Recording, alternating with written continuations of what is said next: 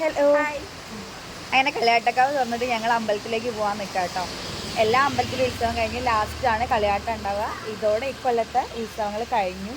ഞങ്ങളങ്ങനെ അമ്പലത്തിലേക്ക് ഇറങ്ങാൻ നിൽക്കുമ്പോൾ മഴയാണ് കേട്ടോ.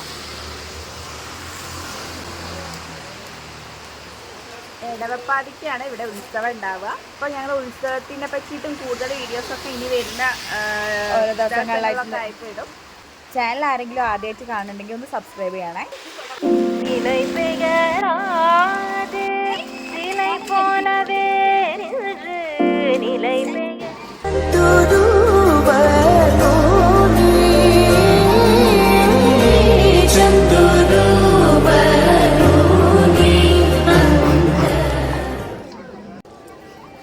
അപ്പൊ നമ്മള് തൊഴുത് കഴിഞ്ഞിട്ടോ. നല്ല തിരക്കാണേ.